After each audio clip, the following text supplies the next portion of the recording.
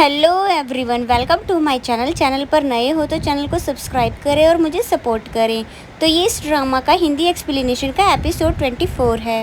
Episode की शुरुआत में जैसा कि हमने पहले देखा था, दूसरी टीम के लोग आकर हारी के बारे में सब उल्टा पुल्टा बोल रहे होते हैं और हारी उन बातों को सुन लेती है। अब हारी बहुत ज़्यादा बदनाम हो गई है। उन लोगों के जाते ही डायरेक्टर हारी को कहती है कि तुम्हारी इस कांड की वजह से देखो हमारे हाथ से एक प्रोजेक्ट चला गया। तुम्हारा और मीनू का जो वीडियो था वो भी डाउन कर दिया है और हमारा जो भी प्रोजेक्ट था वो दूसरी टीम को दे दिया है।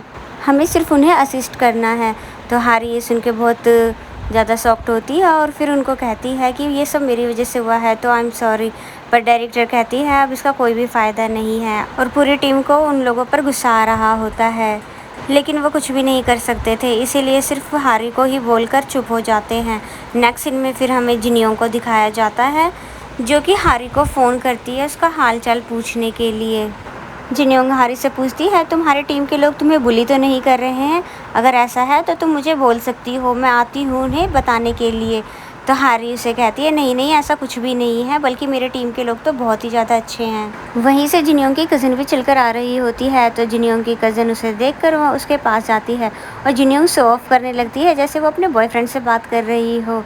तो उसकी कज़न उसे कहती है ज़्यादा तुम्हें तेज़ उड़ने की ज़रूरत नहीं है और मुझे ये सब दिखाने की भी ज़रूरत नहीं है, और अगर तुम्हारे डैड ने देख लिया तो तुम्हारी क्लास लगा देंगे। तो जिनियोंग उसे डांटती है कि तुम ऐसा कुछ भी नहीं करोगी, यानी कि तुम मेरे डैड को नहीं बताओगी। तो उसकी कज़न बोलती है ठीक है नहीं बताऊंगी, पर ये मैं तुम्हारे लिए नहीं बल्कि अपने लास्ट लव सुनहू के लिए कर रही हूँ। दूसरी तरफ हमें हारी को दिखाते हैं जो कि अकेली बैठकर चुपके से लंच कर रही होती है। तभी हारी की टीम भी वहाँ पर आने लगती है, तो हारी उन्हें देखकर टेबल के नीचे छुप जाती है कि कहीं वो उसे देख न ले।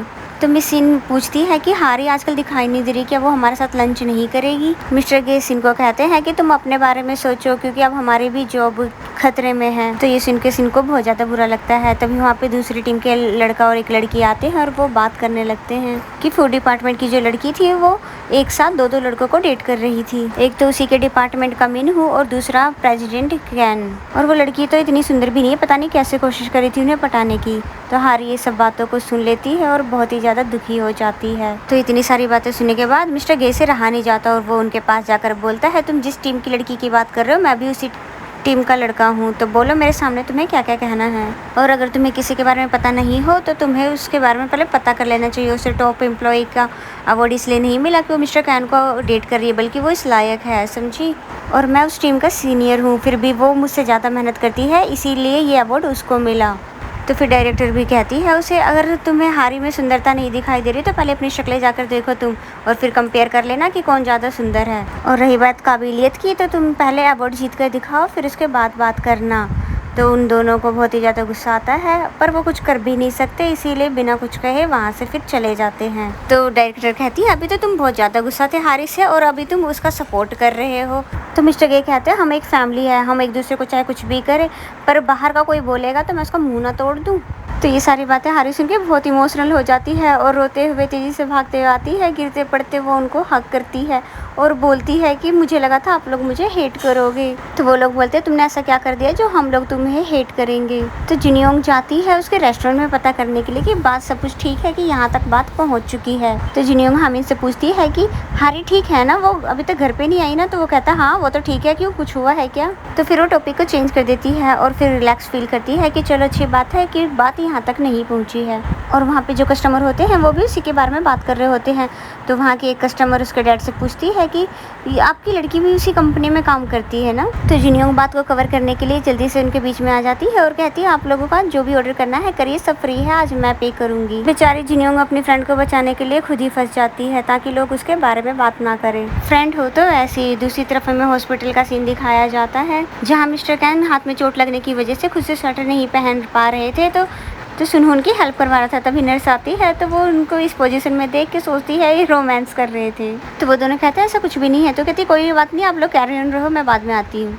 उसके जाने के बाद वो दोनों बच्चों की तरह आपस में लड़ने लग जाते हैं। मिस्टर कैन सुनहू को कहता है तुम्हें क्या जरूरत है मुझे ऐसे स्वेटर पहनाने की चिपक चिपक के, तो सुनू कहता भला मैं कैसे कर सकता हूँ, आपके हाथों में चोट लगी हुई ही थी। फिर दोनों लड़ने के बाद मिस्टर कैन उससे पूछते अच्छा तुम वो सामान लेकर आए जो मैंने तुमसे मंगवाया था। तो सुनू कहता हाँ, और कहता है तुम इतने सारे बुक्स का करोगे क्या। तो मिस्टर कैन को हारी की दी हुई डॉल दिखाई देती है। तो सुनू से पूछते हैं तुम इससे भी लेकर आए। तो कहता मुझे लगा आपको इसकी ज़रूरत होगी। तो मिस्टर कैन कहते हैं अच्छा ठीक है, दादाजी मुझे ऑफिस नहीं जाने दे रहे, इसलिए मुझे इतनी सारी किताबें पढ़कर ही टाइम पास करना पड़ेगा। फिर सुनू मिस्टर कैन से पूछता है अगर दादाजी नहीं माने तो तुम हारी को छोड़ दोगे क्या।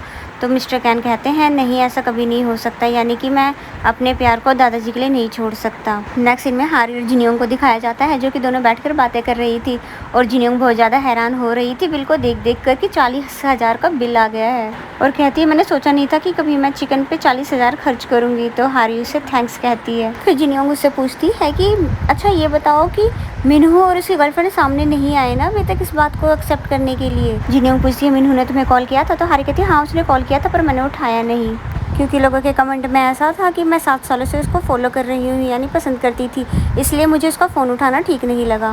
और तुम्हें भी तो ऐसा लगता था मैं कुछ ज़्यादा ही ऑब्सेस्ड हूँ उसको लेकर, तो फिर उसकी गर्लफ्रेंड भी तो ऐसा ही सोचेगी ना, इसलिए शायद मीनू की गर्लफ्रेंड ने ऐसा किया होगा और मैं इसीलिए शायद उन्हें कुछ भी नहीं कह पा रही। तो जिनियोंग उस पर गुस्सा होती है, कहती है वो लोग तो मज़े में रह रहे हैं और तुम्हारी लाइफ यहाँ पे स्पॉइल हो रही है, अगर तुम मुझे इजाज़त दो तो मैं जाकर उसे कोई पंच वंच लगा कर आ जाऊँ। तो हारी जिनियोंग को मना कर देती है नहीं नहीं यार ऐसा मत कर, तू बस मेरे साथ ही रह, मुझे सपोर्ट कर, मेरे लिए इतना ही काफ़ी है। नेक्स्ट सीन में हारी को उसके घर में दिखाते हैं जहाँ पे वो मिस्टर कैन से कॉल पर बात कर रही होती है। मिस्टर कैन ने हॉस्पिटल के सामने वाले फ़ोन बूथ से उसे कॉल किया हुआ है। मिस्टर कैन हारी को कहते हैं कि मुझे लगा तुम काम के बाद मुझसे मिलने के लिए आओगी, पर मेरी गर्लफ्रेंड मुझसे मिलने नहीं आई, इसलिए मैंने सोचा मैं ही कॉल कर लूँ। तो हारी मिस्टर कैन से माफ़ी मांगती है कि मैं बिजी थी इसलिए नहीं आ पाई। तो मिस्टर कैन कहते हैं कोई बात नहीं, मैं ठीक हूँ। फिर वो दोनों आपस में बात करने लगते हैं। तो मिस्टर कैन कहते हैं कि मैंने एक गर्लफ्रेंड बनाई है। तो हारी पूछती है अच्छा तो मुझे भी उसके बारे में बताओ। तो मिस्टर कैन हंसते हुए उसकी डोल की तरफ देखते हैं और कहते हैं वो बहुत ही प्यारी है। तो हारी रिलैक्स होती है। फिर मिस्टर कैन कहते हैं कि मुझे बहुत अच्छा लगा कि मैंने फाइनली दादाजी के सामने ये एक्सेप्ट कर लिया कि मैं तुमसे प्यार करता हूँ। अब उनके सामने एक्सेप्ट कर लिया तो मैं अब किसी के भी सामने एक्सेप्ट कर सकता हूँ। बट दूसरी तरफ हारी बहुत ज़्यादा परेशान होती है, लेकिन वो इस बात को बताती नहीं है कि आखिर पूरे ऑफिस में क्या बात चल रहा है। कि तभी अचानक फ़ोन कट जाता है। तो मिस्टर कैन सोचने लगते हैं कि अभी ये फ़ोन क्यों कट गया। मिस्टर कैन बात करके जैसे ही अंदर आते हैं तो देखते हैं कि दादाजी वहाँ बैठे हुए हैं और वो उन्हें न्यूयॉर्क भेजने के लिए पूरी सेटिंग कर रहे हैं। दादाजी उसको कहते हैं कि तुम 2 साल के लिए न्यूयॉर्क चले जाओ, जब यहाँ पे मामला सॉल्व हो जाएगा तब तुम यहाँ पर आ जाना। तो मिस्टर कैन दादाजी को समझाने लगते हैं और कहते हैं कि अगर आप मुझे 2 साल के लिए या 20 साल के लिए भी बाहर भेज दो तो भी मेरी हारी के लिए फीलिंग चेंज नहीं होगी। तो दादाजी कहते हैं मान लो मैंने तुम्हें अप्रूव भी कर दिया है, पर जब ये बात ऑफिस में फैलेगी तो फिर हारी की कितनी ज़्यादा बदनामी होगी, क्योंकि तुम तो वहाँ के प्रेसिडेंट हो पर वो तो एक सिंपल सी एम्प्लॉय है। जब ये बात सबको पता चलेगी तो सभी उसी की तरफ ही उंगली उठाएंगे। दादाजी कहते हैं क्या तुमने सोचा है कभी इस बारे में। तो मिस्टर कैन कहते हैं तो ठीक है फिर मैं उससे शादी कर लेता हूँ, शादी करने के बाद तो कोई मसला ही नहीं है कि कोई भी उससे कुछ बोल सके। दूसरी तरफ सुनहू और जिनियोंग जैसे ही अपने घर से निकलते हैं तभी सामने से डैड आ जाते हैं, यानी कि उनकी लाइफ में भी टेंशन शुरू हो गई है। तो सुनहू खुद को इंट्रोड्यूस करवाता है उसके फादर से। तो उसके फादर कहते हैं हाँ मैं जानता हूँ तुम इसके बॉयफ्रेंड हो। तो जिनियोंग के फादर कहते हैं कि मैं इतना घुमा फिरा के बात नहीं करूँगा, मैं तुम्हारे साथ पूरी तरह से बात करने के लिए तैयार हूँ, पर इसके लिए तुम मुझे आज शाम को मिलो फिर हम बात करते हैं। तो जिनियोंग हैरान होकर बोलती है कि आप क्या करने वाले। तो कहते हैं बस हम बात करने वाले हैं। फिर नेक्स्ट सीन में हमें ऑफिस का दिखाया जाता है जहाँ पर हारी की टीम बहुत ज़्यादा मेहनत कर रही होती है और साथ में ये भी कह रहे होते हैं इतनी मेहनत का कोई फ़ायदा नहीं है, हमें तो ये वर्क मिलने वाला है नहीं। तभी एक पर्सन आके कहता है कि हारी तुम्हें ग्रैंडफादर ने बुलाया है। तो हारी की पूरी टीम हैरान हो जाती है कि हारी को क्यों मिलने के लिए बुलाया है। तो हारी दादाजी से मिलने के लिए आती है। तो दादाजी उसे को कहते हैं कि मैं चाहता हूँ कि तुम दूसरी ब्रांच में चली जाओ। तो हारी ब्रांच का नाम सुन के कहती है वो तो डिस्ट्रीब्यूटर का काम है, वहाँ पे रिसर्चर का क्या काम है। दादाजी कहते हैं अगर तुम्हें ये डिसीजन पसंद नहीं है तो तुम रिजाइन कर सकती हो। तो हारी बहुत ज़्यादा हैरान हो जाती है और सोचती है कि भला मैं क्या करूँ। तब दादाजी कहते हैं ये डिसीजन तुम्हारा है। और इसी के साथ ये एपिसोड यहीं पे ख़त्म हो जाता है।